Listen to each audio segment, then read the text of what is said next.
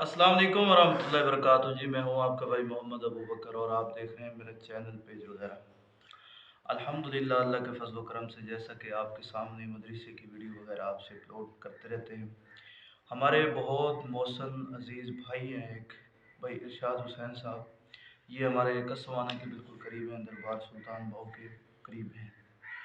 उन्होंने, क्योंकि हमने एक पेज के अंदर और एक ग्रुप में रिक्वेस्ट की थी कि हमें मदरसे में ना बच्चों के लिए बच्चियों के लिए कुछ फटियों की ज़रूरत है, तो फ़ौरन उन्होंने लब्बैक कहा और उन्होंने माशाल्लाह ये प्लास्टिक की बड़ी बेहतरीन 10 फटियाँ ना उन्होंने माशाल्लाह मदरसे के लिए भेजी हैं।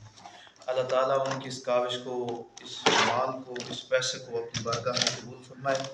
देखें, इन फटियों के ऊपर बच्चे कुरान पाक पढ़ेंगे और जिन्होंने खर्च किया है, जिस लिहाज से भी खर्च किया, वो कह रहे हैं कि हमारे करीबी अजीज़ इस दुनिया से चले गए, उनके सारे सवाब के लिए किया। बहरहाल जिनके सारे सवाब के लिए भी उनकी नीयत थी, बच्चे कुरान पढ़ेंगे उनको सवाब मिलेगा।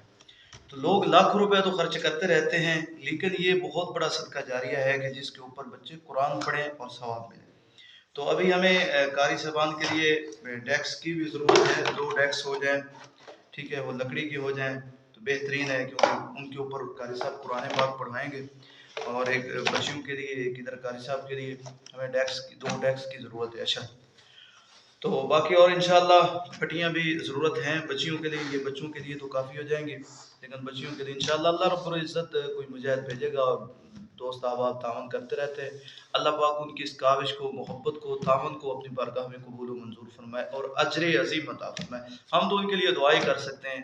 अल्लाह पाक आपको सलामत रखे। भाई इरशाद हुसैन साहब, उन्होंने शफ़क़त फरमाई है। अल्लाह आपको जज़ाए खैर अता फरमाए। बहुत शुक्रिया। अस्सलामु अलैकुम वरहमतुल्लाहि वबरकातुहू।